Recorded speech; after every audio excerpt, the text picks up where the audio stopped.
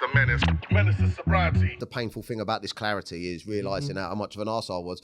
But the feeling of being proud is so fucking worth the sobriety. Of course it is. And it's like, yeah, we fucked up. Yeah. You know, yes, we've hurt people, but like, you know, I'm really lucky because I'm part of a recovery organisation. You know, it's called CA, Cocaine Anonymous. Yeah.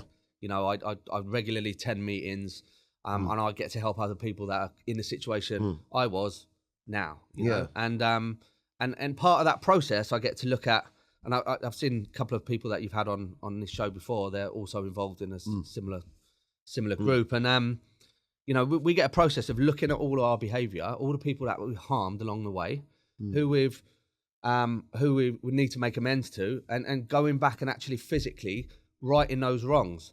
Now, some people are going to turn around and say to us, "Look, you caused too much harm. I don't want to speak to you." You know? Yeah, that's the fear. I've had some beautiful experiences where, you know, I've owed people money, and I've gone back to them and said, "Look, let me give you the opportunity to pay your money back," and they'll be like, "I don't want the money. I'm just glad to know that you're all right." See, that's and you lovely, know, and that's powerful. You know, I spoke to a friend who I hadn't seen for, I want to say 10 years, but I'd manipulated him for a little bit of money, contacted him in recovery, paid him back, and he said, "Look, I'm glad you've spoken because my missus is struggling with crack addiction. Is there anything you can do?" Wow. And I was like, in that moment, due to that process of going back and making amends, I've been placed to help somebody else. And I was like... It's like karma. Yeah, and this, for me, this is what it's all about. Wow. Can you give any more examples of wrongs you had to right and how they went? Because I think they're quite powerful. Yeah. I was like a father figure to my nephew. And unfortunately, he's seen me like deep in the darkest depths of addiction, using...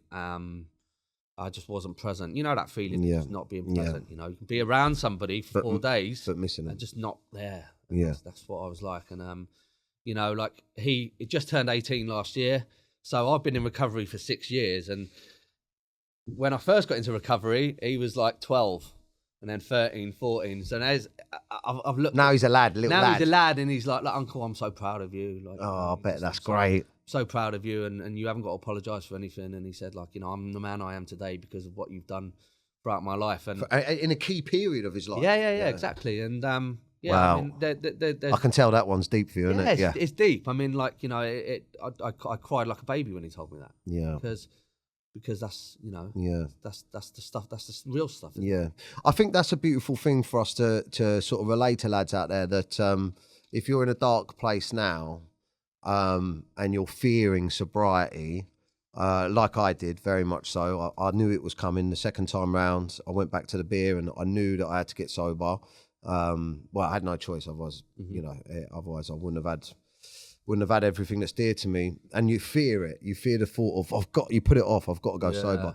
If you're in that position, just, you know, the truth that you need to hear is definitely that. Feeling proud is just the best fucking feeling. Yeah, and waking up every day and just having gratitude for what you've got. Yeah. You know, like... Instead of chasing, you feel like you're chasing something. Yeah, because I had a good chat with my missus the other day, and she said I said something which was quite profound. I mean, we hear it all the time in meeting rooms that we go to in recovery, but like the problem wasn't the drink and the drugs for me. The problem was my thinking. Like I used drink and drugs because I couldn't deal with life in normal life's terms. And then the drugs became the problem. But to give you an idea of like how the thinking is my problem, I was in rehab for 6 months. So I'd been off the drugs for 6 months. I hadn't smoked crack. I hadn't taken any gear. You must have felt great. Yeah, I came out and I felt like that feeling of what you're talking about now. Proud, like 100 miles an hour, on top of the world. And I had that insane thought, like I'd been trusted with my daughter again, like after nearly a year of not really seeing her. I've been trusted with her again, 6 months sober, and I had this thought, alcohol's not my problem.